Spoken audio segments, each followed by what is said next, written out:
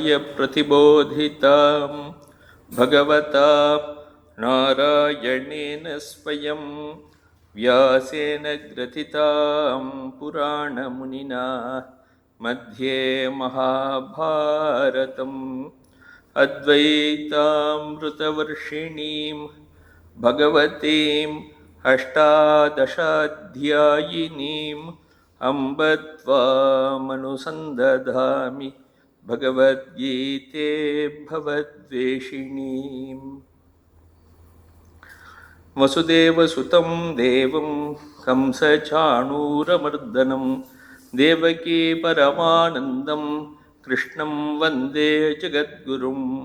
स्थापकाय च धर्मस्य सर्वधर्मस्वरूपिणे अवतारवरिष्ठाय रामकृष्णाय ते नमः।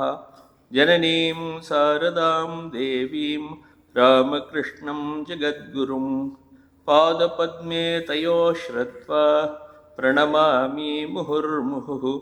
नमः श्रीयतिराजाय विवेकानन्दसूरये सच्चित्सुखस्वरूपाय स्वामिने तापहारिणे। ஸ்ரீமத் பகவத்கீதையில் 7வது அத்தியாயம் பார்த்துட்டு இருக்கோம். ஞான விஞ்ஞான யோகம் அப்படின்னு பேர். எந்தெந்த விதங்களிலே பகவான் 2 விதமாக தோன்றியிருக்கிறார் அப்படிங்கிறத சொன்னார். அபரா பிரகிருதி பரா பிரகிருதிங்கிற 2 விதமாகவும் தோன்றியிருக்கிறதாக அவர் சொல்லியிருக்கார். அபராயம் இதஸ்தன்யாம் பிரகிருதிம் வித்திமே பராம் ஜீவபூதாம் மகாபாகோ ஏதம் தாரியத்தே ஜெகத்து அப்படின்னு சொல்லி அபரா பிரகிருதியெல்லாம் பற்றி சொன்னார். அதுக்கப்புறம் பரா பிரகிருதியை பற்றி சொன்னார். அவர் எப்படி ஒவ்வொரு ஜீவர்களுக்குள்ளேயும் என்னவாக இருக்கார் அப்படிங்கிறதையும் சொன்னார். ரசோகம் அப்சு கௌந்தேய பிரபாஸ்மி சசி சூரியயோகோ அப்படின்னு ஆரம்பிச்சு, எப்படி தண்ணீர் அப்படின்னா தண்ணீருக்கு சுவை இருப்பது போன்று தண்ணீரில் சுவையாக நான் இருக்கிறேன் அப்படின்னு சொன்னார். சூரிய சந்திரன்களில் வெளிச்சமாக நான் இருக்கிறேன் அப்படின்னு சொன்னார். எல்லா வேதங்களிலும் ஓம் என்ற சப்தமாக நான் இருக்கிறேன் அப்படின்னு சொன்னார். ஓங்காரமாக நான் இருக்கிறேன் அப்படின்னு சொன்னார். ஆகாயத்தில் சப்த தத்துவமாக நான் இருக்கிறேன் அப்படின்னு சொன்னார். இப்படியாக ஒவ்வொரு எந்த ஒரு பொருளை எடுத்துக்கொண்டாலும் அதன் தத்துவமாக தான் இருப்பதாக பகவான் ஸ்ரீகிருஷ்ணர் சொல்லியிருக்கார். இந்த உலகத்திலே எத்தனையோ விதமான பொருட்கள் உருவாகி இருக்கின்றன, எத்தனையோ விதமான மனிதர்கள் உருவாகி இருக்கிறார்கள். அவர்கள்லாம் எப்படி உருவானார்கள், யார் அதற்கெல்லாம் மூல காரணம்ங்கிறதையும் இந்த 12வது ஸ்லோகத்திலேருந்து சொல்ல போறார். ஏச்சைவ சாத்விகா பாவாக ராஜசாஸ்தாமசாச்சயே மத்தையே வேதி தான் வித்தி நத்வகம் தேஷு தேமயி அப்படின்னு ஆரம்பிச்சு சொல்றார். இந்த உலகத்திலே இருக்கக்கூடிய பிராணிகள் எல்லாம், உயிரினங்கள் எல்லாம், அது எப்படிப்பட்டவையாக வேண்டுமானாலும் இருக்கலாம். சாத்விகமான உயிரினங்களாக இருக்கலாம், ராஜசமான உயிரினங்களாக இருக்கலாம், தாமசீகமான உயிரினங்களாக இருக்கலாம். எப்படி இருந்தாலும் அவை எல்லாம் என்னிடமிருந்தே தோன்றின என்பதை புரிந்து கொள் அப்படின்னு சொல்றார். மத்தையே வேதி தான் வித்தி, என்னிடமிருந்து மட்டுமே இவை எல்லாம் தோன்றின என்பதை அறிந்து கொள் அப்படின்னு சொல்றார். ஏச்சைவ சாத்விகா பாவாகா, பாவாகா அப்படின்னா பிராணிகள் அப்படின்னு அர்த்தம், உயிரினங்கள் அப்படின்னு அர்த்தம், இருக்கக்கூடியவை அப்படின்னு அர்த்தம், வாழக்கூடியவை அப்படின்னு அர்த்தம். ஏச்சைவ சாத்விகா பாவாகா அப்படின்னாக்க சத்துவத்திலிருந்து, சாத்விகம் அப்படின்னா சத்துவத்திலிருந்து வந்ததெல்லாம் சாத்விகங்கள். சத்துவங்கிறது ஒரு குணம். 3 குணங்கள் இருக்கின்றன. சத்துவம் ரஜஸ் தமஸ் என்று 3 குணங்கள் இருக்கின்றன. இந்த 3 குணங்களும் மாயையிலிருந்து தோன்றியவை. மாயைக்கெல்லாம் அதிஷ்டானமாக இருக்கக்கூடியது பிரம்மம். பிரம்மம், அதன் பிறகு மாயை. மாயை என்பது சத்வ ரஜஸ் தமஸ், இந்த 3 குணங்களும் சேர்ந்தது. அந்த சத்வ ரஜஸ் தம குணங்களிலிருந்து இந்த உலகம் தோன்றியது. மனிதர்கள் தோன்றினார்கள், மிருகங்கள் தோன்றின, இப்படி எல்லாம். சத்துவ குணங்களிலிருந்து பிறந்தவர்களாக இருக்கலாம், ரஜோகுணங்களிலிருந்து பிறந்தவர்களாக இருக்கலாம், தமோ குணத்திலிருந்து பிறந்தவர்களாக இருக்கலாம். இப்படி யாராக இருந்தாலும் அவர்கள் என்னிடமிருந்து தோன்றினவர்கள் அப்படின்னு சொல்றாரு. ஏ செய்வ சாத்விகாக சத்வ நிர்வృத்தாக, அப்படின்னு சத்வத்திலிருந்து சத்வா தாகதாக சாத்விகாக அப்படின்னு சொல்லியிருக்கு. அதே போன்று ராஜசாக ரஜோ நிர்வృத்தாக, ரஜோகுணத்திலிருந்து தோன்றியவர்கள். இதெல்லாம் எப்படி இந்த குணங்கள்லாம் அப்படின்னாக்க ஒவ்வொருவருடைய கர்ம வசத்தின் மூலம் குணங்கள் நிர்ணயிக்கப்படுகின்றன. அதுதான் இந்த இடத்த சொல்லிட்டாருங்க ஆச்சாரியர். தாமசாக அப்படின்னாக்க தமோ நிர்வృத்தாக ஆச்ச ஏ கேச்சித் பிராணினாம் ஸ்வகர்மவசாத் ஜாயந்தே அப்படின்னார். ஒவ்வொரு உயிரினமும் எப்படி பிறக்கிறது, ஒவ்வொரு பிராணியும் எப்படி பிறக்கிறது அப்படின்னா ஸ்வகர்மவசாத் ஜாயந்தே அப்படிங்கிறது.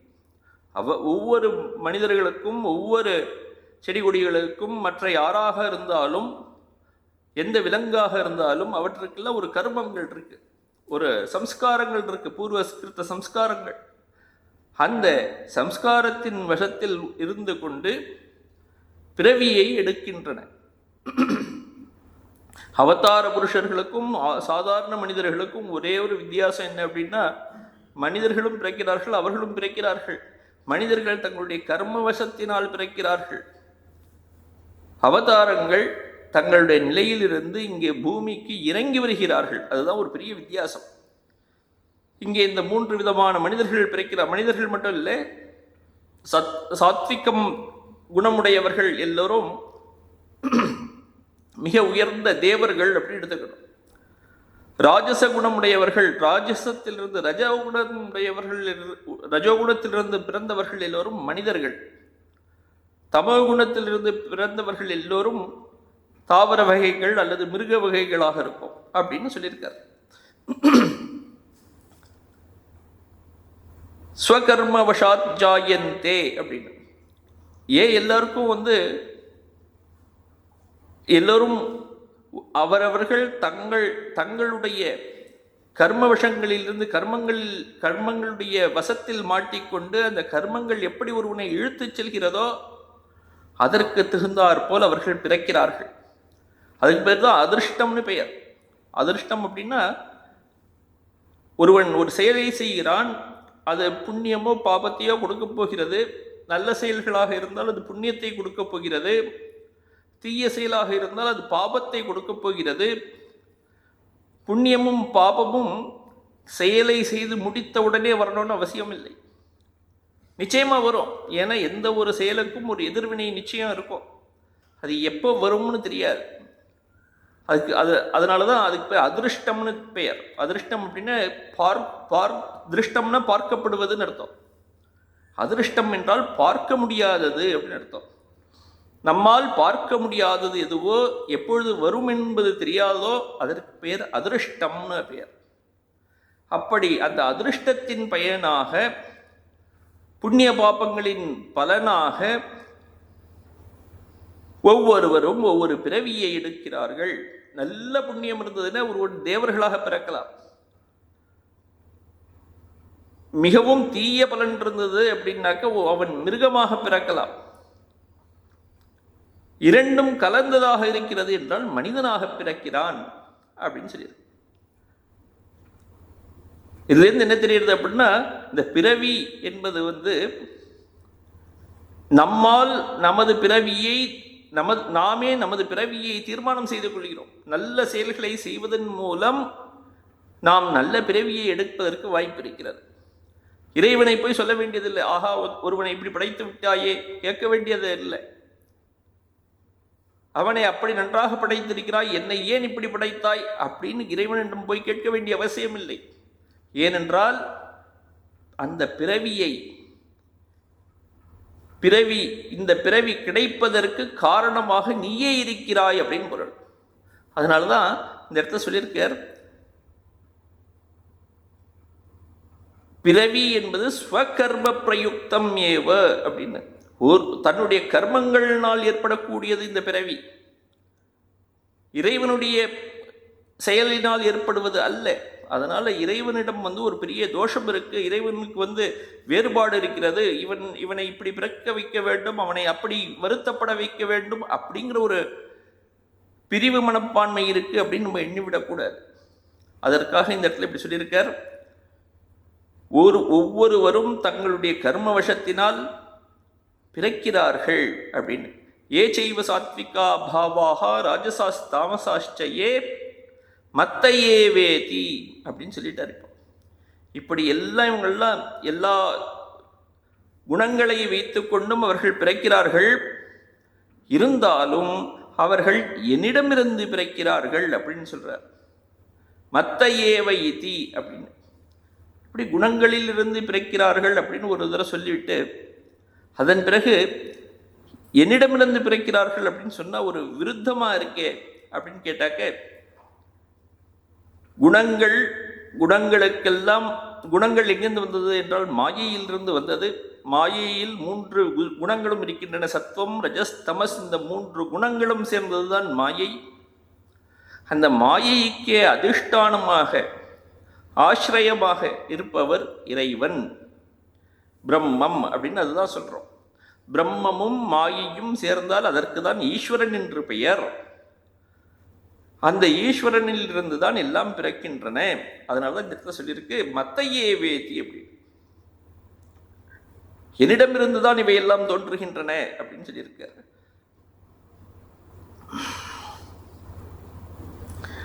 உபனிஷத் சொல்லிக் கொடுக்கிறது, எதோவா இமானி பூதானி ஜாயந்தே ஏன ஜாதானி ஜீவந்தி, இப்படி போயிட்டே இருக்கு. தத் பிரம்ம அப்படின்னு.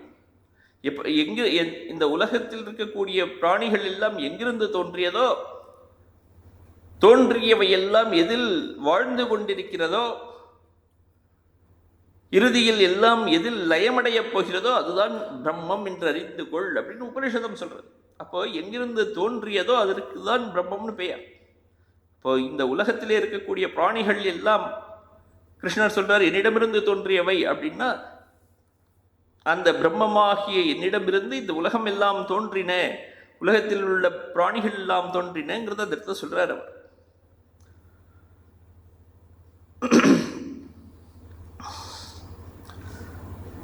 இந்த உலகத்திலிருந்து எல்லாம் தோன்றின, நானும் அவதாரம் செய்திருக்கிறேன், அவர்களுக்கும் எனக்கும் என்ன ஒரு வித்தியாசம்ங்கிறத நான் சொல்றேன் அப்படின்னு சொல்றாரு இங்க. நது அகம் தேஷு அப்படிங்கிறார், அவர்களில் நான் இல்லை. தே மயி, அவர்கள் என்னில் இருக்கிறார்கள். இந்த உலகத்திலே பிறந்த ஜீவர்கள் எல்லோரும் என்னிலே இருக்கிறார்கள், நானே அவர்களுக்கெல்லாம் ஆசிரியமாக இருக்கிறேன். இருக்கக்கூடிய பிறந்தவை எல்லாம் என்னில் நிலை பெற்று நிற்கின்றன, நான் அவர்களில் நிலை பெற்று நிற்கவில்லை அப்படின்னு சொல்றார். இது என்னது? இருக்கக்கூடியவர்கள் எல்லோரும் என்னில் நிலை பெற்று இருக்கிறார்கள், ஆனால் நான் அவர்களில் நிலை பெற்று இல்லை அப்படின்னு சொல்லி, இதுதான் இதோடைய பொருள். அப்படின்னா என்ன அர்த்தம் அப்படின்னாக்க, ஸ்ரீ கிருஷ்ணர் சொல்றார், அவர் தன்னை பரமாத்மாவுடன் ஐக்கியப்படுத்திக் கொண்டவர். தான் பரமாத்மா என்ற ஒரு ஞானம் இருக்கு எப்போதும் அந்த இறைவனுக்கு, ஈஸ்வரனுக்கு, அவதாரங்களுக்கு எல்லோருக்கும் தான் இறைவன் அப்படிங்கிற ஒரு எண்ணம் இருக்கும்.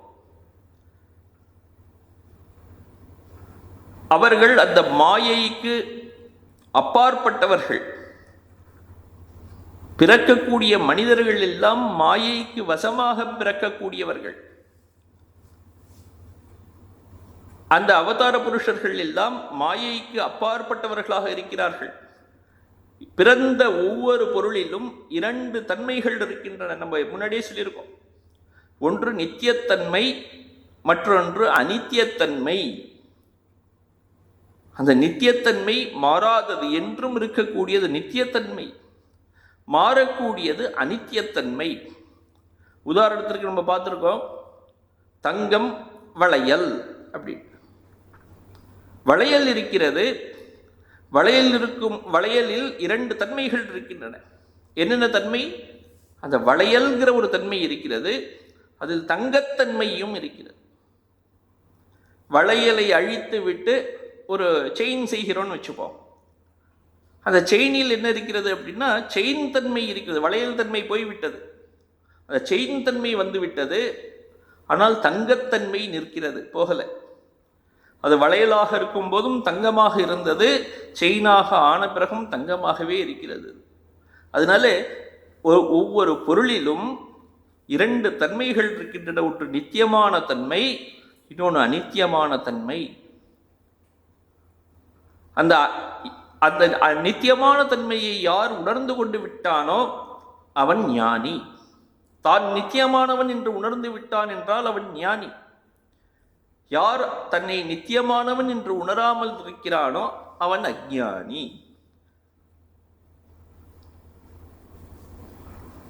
அந்த ஞானியாக இருப்பவன், இந்த தங்கம் பேசலாம், தங்கம் பேசுறதுன்னு வச்சுப்போம். இருக்கக்கூடிய பொருட்கள் எல்லாம் எண்ணில் நிற்கின்றன. வளையலாகட்டும், மோதிரமாகட்டும், செயினாகட்டும், எதுவாக இருந்தாலும் எண்ணில் நிலை பெற்று நிற்கிறது இவையெல்லாம் அப்படின்னு அந்த தங்கம் சொல்றது. சொன்னா சரிதானே? எல்லா விதமான ஆபரணங்களும் தங்கத்தில் நிலை பெற்று நிற்கின்றன. அதே போன்று இந்த பிராணிகள் எல்லாம் அந்த பிரம்மத்தில், கிருஷ்ணரில் நிலை பெற்று நிற்கின்றன. ஏன்னா அந்த அவர்தான் பரபிரம்மஸ்வரூபம். பரபிரம்மஸ்வரூபமாக இருக்கக்கூடிய கிருஷ்ணரில் இவை எல்லாம், பிராணிகள் எல்லாம் நிலை பெற்று இருக்கின்றன. அது யாராக வேண்டுமானாலும் இருக்கட்டும் அப்படின்னு அவர் சொல்றார். அதாவது அந்த நித்தியமான தன்மையில் ஒவ்வொருவரும் நிலை பெற்று இருக்கிறார்கள் கிருஷ்ணரில். இந்த உதாரணத்தை பார்த்தாக்க இப்போ தங்கம் சொல்றது, இப்போ இருக்கக்கூடிய பொருட்கள் எல்லாம் என்னில் நிலை பெற்று இருக்கின்றன, ஆனால் நான் அவற்றில் இல்லை, நான் அவற்றிற்கு அப்பாற்பட்டவனாக இருக்கிறேன் அப்படின்னு சொல்றது. அவற்றிற்கு என்ன இருக்கு அப்படின்னா, சாதாரணமாக பார்த்தா அதை செயின் அப்படின்னு சொல்றோம், மோதிரம் அப்படின்னு சொல்றோம். இப்படி நாமமும் ரூபமும் கொடுத்து இவற்றையெல்லாம் நாம் குறித்து விட்டோம். அந்த நாம ரூப சம்பந்தங்கள் இல்லாமல் நான் இருக்கிறேன் அப்படின்னு அவர் சொல்றார். நாமரூப சம்பந்தம் எனக்கு இல்லை, நான் அவர்களுக்கு அந்த நாமரூபங்களுக்கு அப்பாற்பட்டவனாக இருக்கிறேன் அப்படின்னு அவர் சொல்றார்.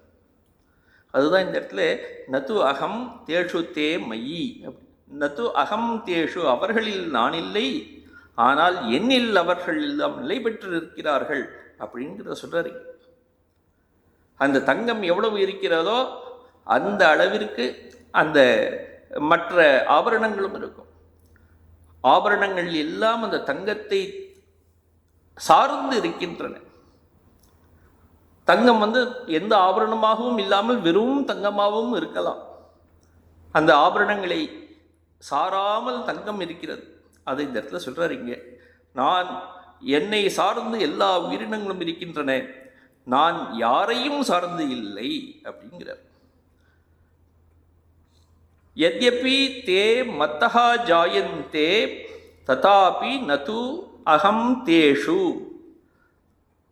என்னிலிருந்து எல்லா உயிரினங்களும் பிறந்திருக்கின்றன, இருந்தாலும் நது அகம் தேஷு, நான் அவற்றில் இல்லை, அதாவது அவர்களை அண்டி இல்லை. தத் அதீனஹா, அவர்களுடைய வசத்தில் நான் இல்லை.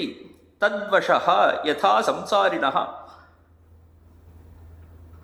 சம்சாரிகள் எப்படி எல்லாம் இருக்கிறார்களோ, சம்சாரிகள்னு இந்த இடத்துல இந்த உருவங்கள் நாமரூபங்கள் சொன்ன இந்த செயின், வளையல், மோதிரம், இது போன்று அதையெல்லாம் எடுத்துக்கணும். இங்கே இந்த இடத்துல அதை சொல்லியிருக்கார். இப்போ அந்த எல்லாம் என்னுடைய வசத்தில் இருக்கின்றன, நான் அவர்களுடைய வசத்தில் இல்லை அப்படிங்கிறத சொல்றாரு. தே புனகா மயி மத்வஷாகா மத் அதீனாகா, அவர்கள் எல்லோரும் என்னுடைய வசத்தில் இருக்கிறார்கள், என்னுடைய ஆளுகைக்கு கீழே இருக்கிறார்கள், என்னை சார்ந்து இருக்கிறார்கள் அப்படின்னு அவர் சொல்றாருங்க. சம்சரந்தி சம்சாரினகா, மாறிக்கொண்டே இருப்பவர்கள் தான் சம்சாரிகள்னு பெயர். சம்சரந்தி அப்படின்னா மாறிக்கொண்டு போயிட்டே இருக்கணும். எது போய்கொண்டே இருக்கிறதோ அதுக்கு பேர் சம்சாரம்னு பெயர். எதற்காக ஒன்று மாறிக்கொண்டே இருக்கிறது? அந்த செயின் இருக்கிறது, செயின் வளையலாச்சு, மோதிரமாச்சு, அந்த எந்த பகுதி மாறுது அப்படின்னாக்க அனித்தியமான பகுதி மாறிக்கொண்டே இருக்கிறது. அந்த அனித்தியமான பொருள், அந்த நாமரூபங்கள் மாறிக்கொண்டிருக்கின்றன. தங்கம்ங்கிறது மாறாமல் நிற்கிறது. ஒவ்வொரு பொருளிலும் 2 அம்சங்கள் இருக்கின்றன. ஒரு நித்திய அம்சம், ஒன்று அனித்திய அம்சம். அனித்தியமான அம்சம் மாறிக்கொண்டே இருக்கிறது. ஒருவன் தன்னை அந்த அனித்தியமான அம்சத்துடன் ஒன்றுபடுத்திக் கொண்டு நான் அப்படிப்பட்டவன் அப்படின்னு நினைச்சு கொண்டு விட்டானேயானால் அவன் சம்சாரி. யார் ஒருவன் தன்னை அந்த நித்தியமான அம்சத்துடன் சேர்த்து கொண்டு நான் நித்தியமானவன் என்று உணர்ந்து விட்டானோ அவன் ஞானி. அந்த அனித்தியமான அம்சத்தை தான் என்று ஒருவன் எண்ணிக்கொண்டு விட்டானே ஆனால் அதுதான் அஞ்ஞானம்னு பெயர். ஆத்மாவை அறியாமல் இருக்கிறான். அனாத்மாவை தான் என்று எண்ணிக்கொள்கிறான். அந்த அனாத்மா மீது அனாத்மாவை தான் என்று எண்ணி, இரண்டும் ஒன்று என்று எண்ணி, அதனால் மாயையில் மாட்டிக்கொண்டிருக்கிறார். இதுக்கு பேர் தான் அத்தியாசம்னு பெயர். இல்லாத ஒன்றை தான் என்று எண்ணிக்கொள்வது. தான் என்பது தன்னுடைய ஆத்மாவை குறிக்கணும். நான் அப்படின்னு சொன்னால் அந்த ஆத்மாவை குறிக்கணும். அந்த ஆத்மாவை குறிக்காமல் இந்த உடலை குறித்து விட்டேனே என்றால் அது தவறாக நான் சொல்லிட்டேன்னு அர்த்தம்.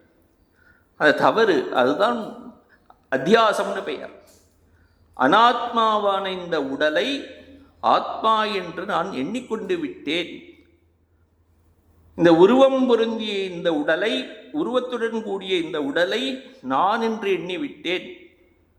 உருவத்துடன் இருக்கக்கூடிய இந்த உடலை உருவமில்லாத ஆத்மாவாக எண்ணிவிட்டேன். உருவத்துடன் இருக்கக்கூடிய மோதிரத்தை எப்படி உருவத்துடன் இருக்க அந்த உதாரணத்தில் நமக்கு சரியா புரிகிறது. உருவத்துடன் இருந்தாலும் கூட அது மோதிரம்னு சொல்லலாம், தங்கம்னு சொல்லலாம். தங்கம் நித்திய அம்சம். மோதிரம்ங்கிற உருவம் தான் மாறக்கூடியது, பேர் தான் மாறக்கூடியது. ஆனால் இந்த நம்முடைய இடத்துல வரும்போது இந்த உருவத்தையும் பெயரையும் பிடிச்சு கொண்டு இதுதான் நான் சொல்லிக்கிறோம். இந்த உருவத்துக்கும் பெயருக்கும் அடிப்படையாக இருக்கக்கூடிய உள்ளே இருக்கக்கூடிய அந்த ஆத்மாவை மறந்தே போயிட்டோம்.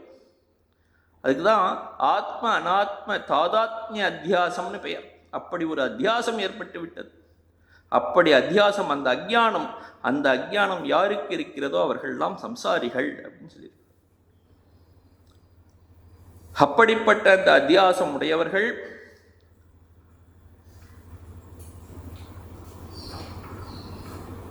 இவர்களை எல்லாம் இந்த மாயை மயக்கி வைத்திருக்கிறது. எப்படி மயக்கிருக்கு அப்படின்னா தன்னுடைய 3 குணங்களால் மயக்கி வைத்திருக்கிறது. அதனால்தான் அவர்களால் அந்த உள்ளே இருக்கக்கூடிய ஆத்மாவை பார்க்க முடியவில்லை. அந்த அனாத்மாவை பிடித்து கொண்டு இதையே நான் என்று எண்ணிக்கொண்டிருக்கிறார்கள். இதற்கெல்லாம் காரணம் அந்த 3 குணங்களை உடைய அந்த மாயை. அதை பற்றி இப்போ இந்த அடுத்த ஸ்லோகத்தில் சொல்றார்.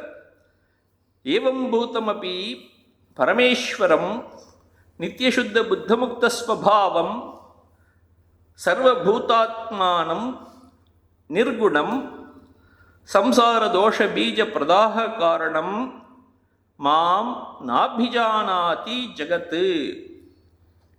ஜகத் அப்படின்னா இந்த உலகம் அர்த்தம். இந்த உலகத்தில் உள்ள மக்கள், இந்த உலகத்தில் உள்ள மக்கள் ந அபிஜானாதி என்னை அறியவில்லை அப்படின்னு கிருஷ்ணர் சொல்றார். என்னை அறிந்து கொள்ளவில்லை. என்னை என்றால் யார்? கிருஷ்ணரை அறிந்து கொள்ளவில்லைன்னு சொல்லலை, என்னைன்னு சொல்லியிருக்கார். என்னை என்றால் அந்த கிருஷ்ணருக்குள்ளே இருக்கக்கூடிய இந்த பரமாத்மாவை, எங்கும் நிறைந்த பரமாத்மாவை. அது எப்படிப்பட்டது அப்படின்னாக்க, உள்ளே இருக்கக்கூடிய பரமாத்மா எப்படிப்பட்டவர் அப்படின்னா பரமேஸ்வரன். பரமேஸ்வரனாக இருக்கிறார், எல்லோருக்கும் இறைவனாக இருக்கிறார். உள்ளே இருந்து கொண்டு ஒவ்வொருவரையும் இயக்குபவராக இருக்கிறார். ஆத்மாவாக இருந்து கொண்டு இயக்குகிறார். உருவமற்றவராக உள்ளே உரைகிறார். உபாதிகள் அற்றவராக இருக்கிறார். உள்ளே எல்லா இடங்களிலும் அந்த பரமாத்மா நீக்கபர நிறைஞ்சிருக்கார் இல்லையா? நம்ம உள்ளத்திலும் இருந்து கொண்டு பிரத்யேகாத்மாவாக இருந்து கொண்டு ஈஸ்வர சர்வபூதானாம் ஹிருத்தேஷே அர்ஜுன திஷ்டத்தின்னு சொன்னதுபடி ஒவ்வொருவருடைய இதயத்திலும் இருந்து கொண்டு பிராமையன் அப்படின்னு சொன்னார். இயக்குகிறாரா? யந்திராரூடாணி மாயையான் பின்னாடி வரப்படுறது. ஒரு யந்திரத்திலே இருந்து கொண்டு ஒரு மிஷினை இயக்குவது போன்று இந்த உடலை இயக்குகிறாரா உள்ள உட்கார்ந்து. அப்படிப்பட்டவர் இறைவன் உள்ள உட்கார்ந்து இருக்கார். அந்த பரமேஸ்வரனை நாபிஜானாதி மனிதர்கள் அறியவில்லை. அவர் எப்படிப்பட்டவர் இன்னும் விளக்கிறார். இன்னும் நிறைய அட்ஜெக்டிவ் கொடுத்துட்டே வர்றார். நித்தியசுத்த புத்த முக்த ஸ்வபாவம் அப்படிங்கிறார். அவர் எப்படிப்பட்ட சுபாவம், இயல்பு உடையவர் அப்படின்னாக்க நித்தியமான இயல்பு உடையவர். அவர் நித்தியமானவர், என்றைக்கும் விநாசம் இல்லாதவர். விநாசம் யாருக்கெல்லாம் இருக்கோ அவரை நித்தியம்னு சொல்ல முடியாது. விநாசரஹிதா அப்படின்னு அர்த்தம். அவிநாஷி அப்படின்னு சொல்லியிருக்கு, முன்னாடியே படிச்சிருக்கோம். அவிநாஷியாக இருக்கக்கூடியவர் அந்த இறைவன். அப்படி அவிநாஷியாக இருக்கக்கூடிய இறைவனை மனிதன் அறியவில்லை. சுத்தமாக இருக்கக்கூடிய இறைவனை அறியவில்லை. எந்த விதமான பாபத்தின் சம்பந்தமுமே இல்லாதவனான அந்த இறைவனை அறியவில்லை. புத்தஸ்வபாவம்னு இருக்கு. சர்வஜனாக இருக்கக்கூடிய அந்த இறைவனை யாரும் அறியவில்லை. முக்தஸ்வபாவம், சம்சார ரஹித்தனாக இருக்கக்கூடிய, முக்தகா அப்படின்னா சம்சாரத்தை கடந்தவன் அர்த்தம், படைப்புக்கெல்லாம் அப்பாற்பட்டவன் அர்த்தம். அப்படிப்பட்ட அந்த இறைவனை நாபிஜானாதி மனிதர்கள் அறியவில்லை அப்படின்னு சொல்றார். அவர் எப்படிப்பட்டவர்? இன்னொரு அட்ஜெக்டிவ் சொல்லியிருக்கு, சர்வபூதாத்மானம். அவர் கிருஷ்ணருடைய ஆத்மா மட்டும் இல்லை, எல்லாருடைய ஆத்மாவும், ஒவ்வொருவருடைய மனதிலும் அந்த ஆத்மா உள்ள இருக்கு. ஒவ்வொருவருக்கும் உள்ளே அந்த ஆத்மா இருந்து கொண்டிருக்கிறது.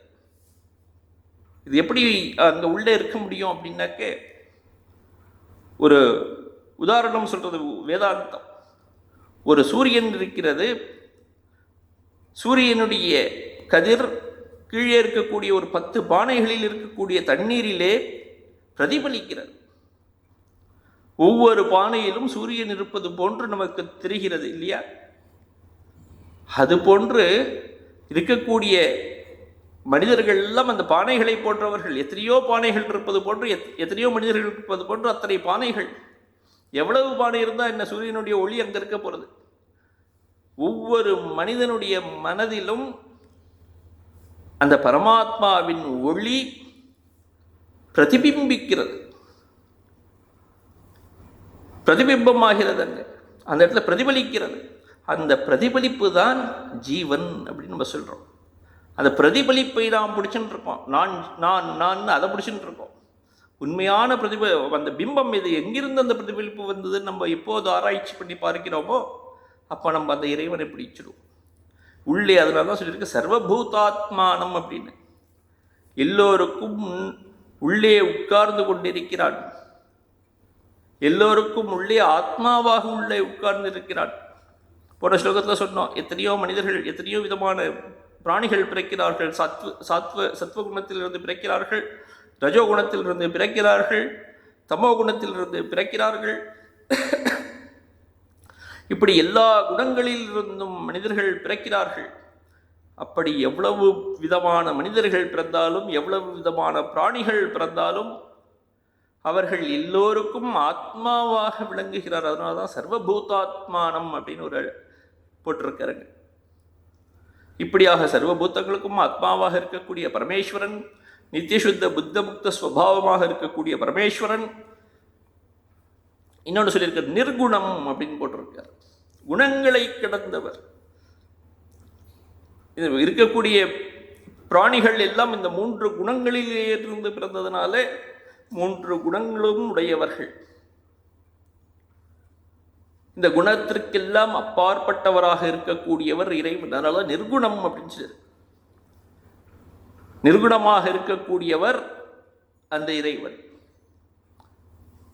அந்த 3 குணங்களும் அந்த மாயையை சேர்ந்தவை.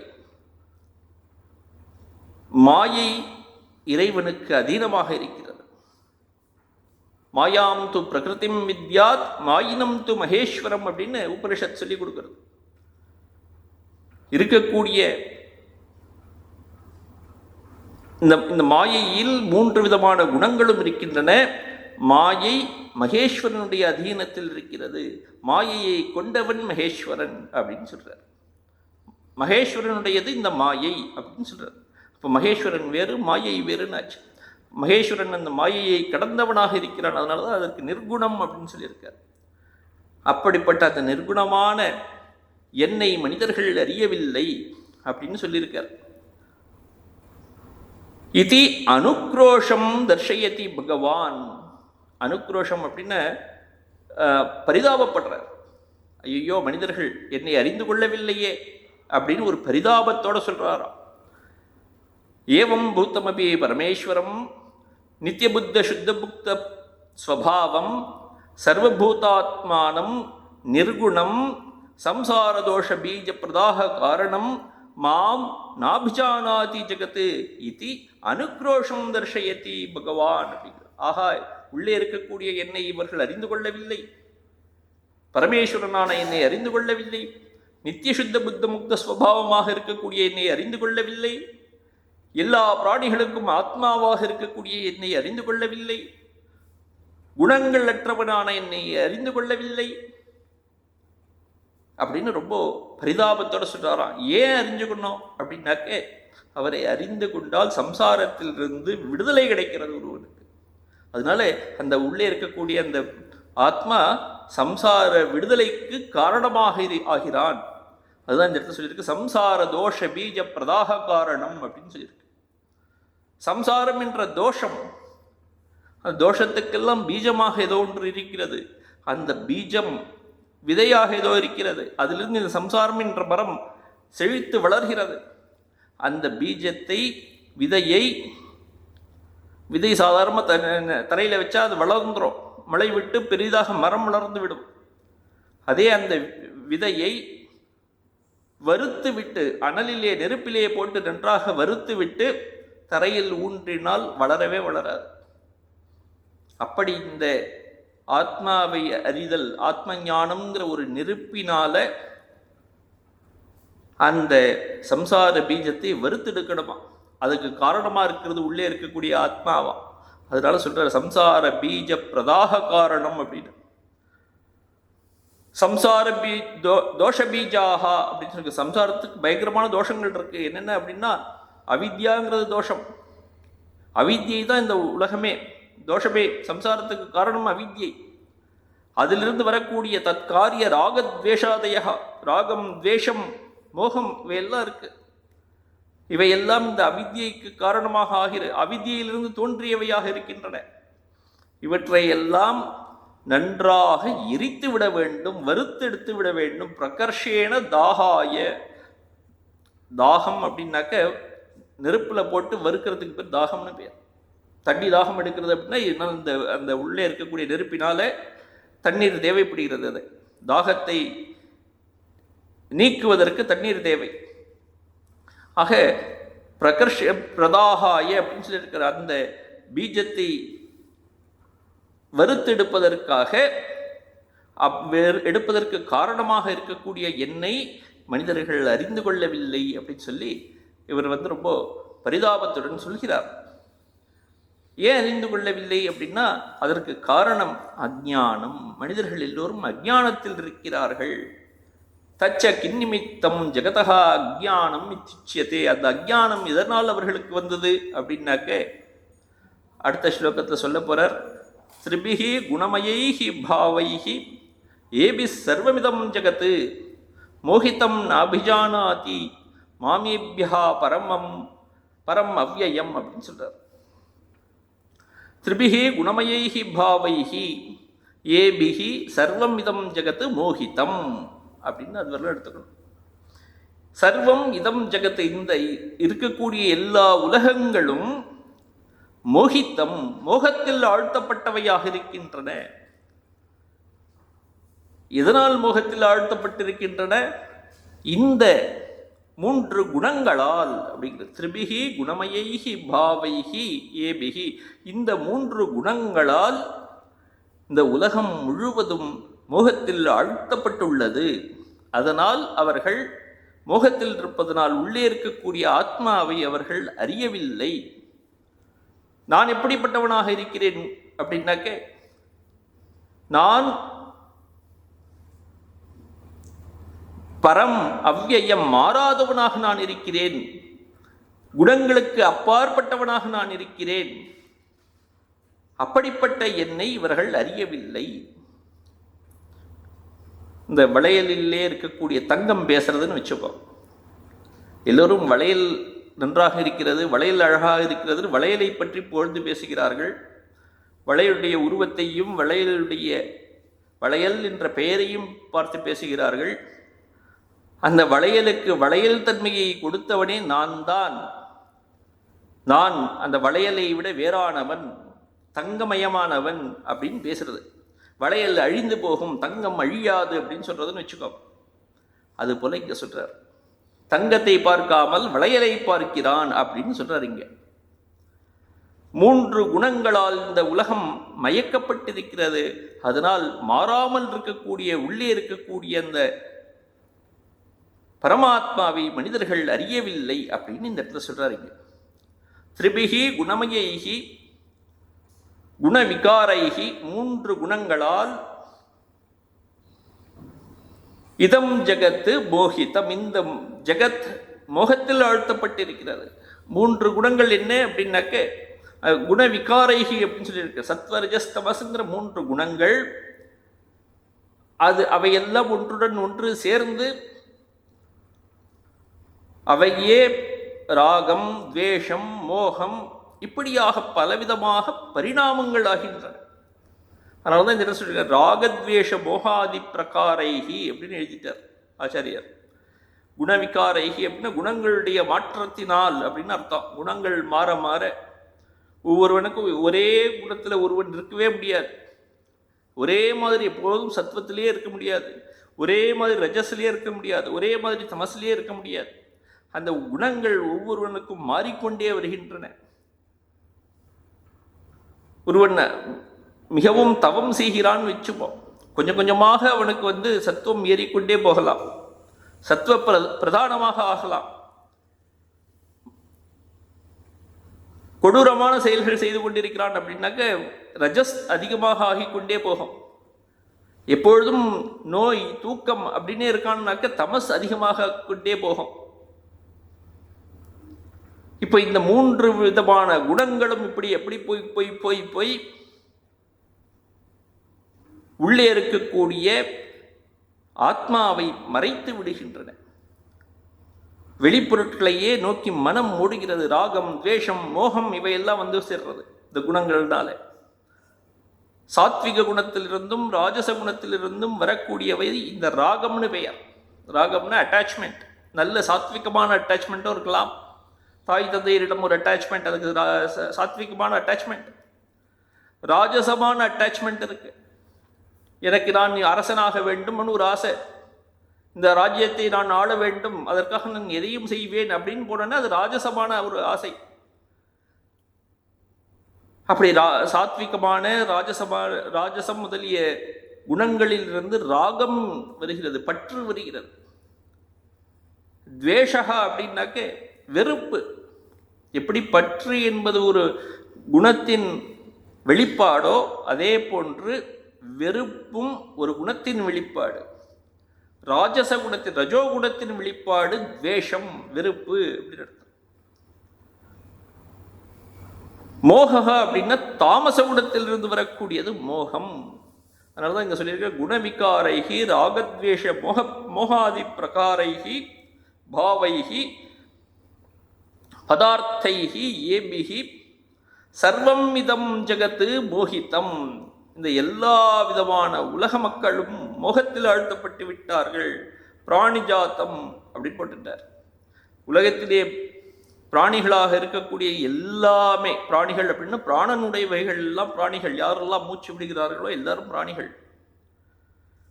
சேத்தன வர்க்கா அப்படின்னு அர்த்தம். சைத்தன்யம் உள்ளே இருக்கு. நான் அப்படிங்கிற ஒரு எண்ணம் எல்லோருக்கும் இருக்கும். அப்படி இருக்கக்கூடிய எல்லோரும் மோகத்தில் அழுத்தப்பட்டவர்களாக ஆகிவிட்டார்கள். மோகம்னா என்ன அர்த்தம்? அந்த விவேகமற்றவர்களாக ஆகிவிட்டார்கள். நித்தியம் எது அனித்தியம் எது என்று பிரித்து அறியக்கூடிய ஞானம் இல்லாதவர்கள்.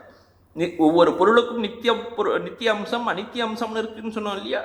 அந்த நித்திய அம்சம் எது அனித்திய அம்சம் எது அப்படின்னு பிரித்து பார்க்கக்கூடிய ஒரு விவேக புத்தி இல்லாதவர்கள், அவர்கள் தான் மோகத்தில் ஆழ்த்தப்பட்டவர்கள் அர்த்தம். அவிவேகதாம் ஆபாதிதம் சத்து அப்படிங்கிறது, அவிவேகத்தை கொண்டவர்களாக ஆகிவிட்டார்கள். மோகத்தில் ஆழ்த்தப்பட்டார்கள், அந்த விவேகம் இல்லாதவர்களாக ஆகிவிட்டார்கள். ஆத்மா அனாத்ம விவேகம் இல்லாதவர்களாக ஆகிவிட்டார்கள். அப்படி ஆனதனால் ந அபிஜானாதி மாம், அதனால் அவர்கள் என்னை அறியவில்லை, அறியாதவர்களாக ஆகிவிட்டார்கள். நான் எப்படிப்பட்டவன் அப்படின்னா இந்த குணங்களுக்கெல்லாம் அப்பாற்பட்டவனாக இருக்கிறேன். குணேபியக மாம் பரம், இந்த குணங்களை விட உயர்ந்தவனாக நான் இருக்கிறேன். இவர்கள் எல்லாம் முக்குணங்களில் மாட்டிக்கொண்டிருக்கிறார்கள். முக்குணங்களில் மாட்டிக்கொண்ட இந்த மனிதர்கள் முக்குணங்களை விட உயர்வாக இருக்கக்கூடிய, உயர்ந்தவனாக இருக்கக்கூடிய என்னை அறியவில்லை அப்படின்னு சொல்றார். ஏபியகா குணேபியகா பரம் யதிரிக்தம், இந்த 3 குணங்களை விட வேறுபட்டவனாக இருக்கக்கூடியவன், விலக்ஷணம் வேறுபட்டவனாக இருக்கக்கூடிய என்னை அவர்கள் அறியவில்லை. நான் எப்படிப்பட்டவனாக இருக்கிறேன் அப்படின்னா அவ்யயம் அப்படிங்கிறார். வியம் அப்படின்னா மாறுதல் அப்படின்னு அர்த்தம். அவ்யயம் அப்படின்னா மாறாதவன் அப்படின்னு அர்த்தம். துளியும் மாறாமல் எப்போதும் இருக்கிறேன், அப்படிப்பட்ட என்னை அவர்கள் அறியவில்லை. அவ்யயம் வியரகிதம் அப்படின்னு சொல்லியிருக்கார். மாறுதல் என்ன? பிறப்பு இறப்பு இதெல்லாம் மாற்றம். ஜென்மாதி சர்வபாவ விகார வர்ஜிதம், பிறத்தல் இறத்தல் இருத்தல் வளர்தல் பலவிதமான மாற்றங்கள், ஒவ்வொரு பொருளுக்கும் 6 விதமான மாற்றங்கள் இருக்கின்றன அப்படின்னு சொல்லியிருக்கு நம்மளுடைய சாஸ்திரங்கள். ஷட் பாவ விகாராக அப்படின்னு சொல்லியிருக்கு. 6 விதமான மாற்றங்கள் இருக்கின்றன ஒவ்வொரு பொருளுக்கும். ஜாயத்தே அஸ்தி வர்த்ததே பரிணமத்தே அபக்ஷியத்தே நஷ்யத்தே அப்படின்னு 6 விதமான பாவங்கள். இந்த 6 விதமான பாவங்களும் அந்த விகாரங்களும் இல்லாமல் இருக்கக்கூடியது இந்த ஆத்மா, மாறாமல் இருக்கக்கூடியது ஆத்மா. அப்படிப்பட்ட அந்த மாறாமல் இருக்கக்கூடிய இந்த என்னை இந்த பிராணிகள் யாரும் அறியவில்லையே அப்படின்னு ரொம்ப தயையுடன், ஒரு கருணையுடன், பச்சாதாபத்துடன் நம்மை பார்த்து சொல்றார் அவர். இதெல்லாம் என்ன அர்த்தம் அப்படின்னா, எப்போது இப்போ இந்த 3 குணங்களை கடந்து ஒருவன் போகிறானோ, 3 குணங்களுக்கும் வசமாக இருக்க, 3 குணங்களும் எதற்கு வசமாக இருக்கு? மாயைக்கு வசமாக இருக்கு. அந்த மாயையினால் ஒருவன் விவேகத்தை இழந்தவனாக இருக்கிறான். அப்படி இல்லாமல், அப்படி மாயினால் அந்த விவேகத்தை இழந்து விட்டால் அவனால் உள்ளே இருக்கக்கூடிய ஆத்மாவை அறிய முடியாது. எப்போது அந்த மாயையை தாண்டி ஒருவன் வருகிறானோ, மாயையின் அனுகிரகத்தால் மாயையை கடந்து வருகிறானோ, அப்போது தேகத்திற்கு, உடலுக்கு வேறாக உள்ள, மாறக்கூடிய இந்த உடலுக்கு வேறாக உள்ள, உள்ளே இருக்கக்கூடிய மாறாத அம்சமான அந்த ஆத்மாவை ஒருவன் அறிந்து கொள்கிறான் அப்படின்னு அர்த்தமாச்சு. இதுதான் இந்த ஸ்லோகத்தோட பொருள். திரிபிஹி குணமயைஹி பாவைஹி ஏபி சர்வவிதம் ஜெகத் மோகிதம் நாபிஜானாதி மாமேபியः பரம் அவ்யயம் அப்படின்னு சொல்றார். அந்த மோகத்தை கொடுக்கக்கூடியவர் யார் அப்படின்னாக்க தேவி, அந்த மாயை. அந்த மாயையை பற்றி இங்கே சொல்ல போகிறார். கதம் புனகா தெய்வீம் ஏத்தாம் திரிகுணாத்மிகாம் வைஷ்ணவீம் மாயாம் அதிக்ராமந்தி. அந்த மாயையை எப்படி ஒருவன் கடந்து செல்ல முடியும் அப்படிங்கிறத பற்றி இந்த இடத்துல சொல்ல போகிறார். அந்த மாயை எப்படிப்பட்டது அப்படின்னா திரிகுணாத்மிகா அப்படின்னு சொல்லியிருக்கோம். 3 குணங்களுடைய வடிவாக இருக்கக்கூடியது திரிகுணாத்மிகா. அது யாருடைய மாயை அப்படின்னா அந்த பரமாத்மாவுடைய மாயை. தெய்வீம் அப்படின்னு போட்டிருக்கு. தெய்வி அப்படின்னா தேவருடைய அப்படின்னு அர்த்தம். தேவர்னு இந்த இடத்துல சொல்லும்போது பரமாத்மாவை எடுத்துக்கணும். இந்த பரமாத்மாவுடைய அப்படின்னு அர்த்தமாச்சு, ஈஸ்வரனுடைய அப்படின்னு அர்த்தமாச்சு. அதனால தான் இந்த இடத்துல வைஷ்ணவீம்னு போட்டார். விஷ்ணுவுடைய அப்படின்னு அர்த்தம். விஷ்ணுவுடைய மாயை, மாயாசக்தி. அப்படி மாயாசக்தியை எப்படி ஒருவன் கடந்து செல்வது அப்படிங்கிறது இந்த அடுத்த ஸ்லோகத்தை சொல்றார். தெய்வீஹ்யேஷா குணமயி மம மாயா துரத்யயா. அந்த மாயை மம மாயா அப்படிங்கிற என்னுடைய மாயை சக்தி, என்னுடைய மாயை எப்படிப்பட்டது அப்படின்னாக்க குணமயி, 3 குணங்களால் ஆனது. அது துரத்தியா அப்படிங்கிறது, அதை கடந்து செல்வதுங்கிறது முடியாது, யாராலும் கடந்து செல்ல முடியாது.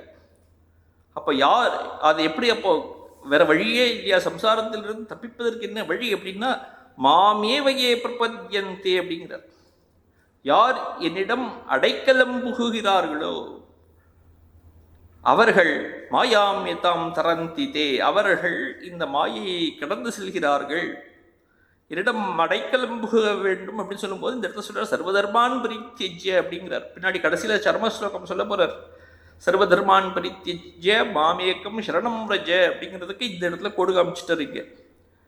சர்வதர்மான் பரித்யஜ்ய மாம் ஏவ மாயாவினம் ஸ்வாத்மபூதம் சர்வாத்மனாயே பிரபத்யந்தே தே மாயாம் ஏதாம் சர்வபூதமோகினிம் தரந்தி அதிக்ராமந்தி அப்படின்னு.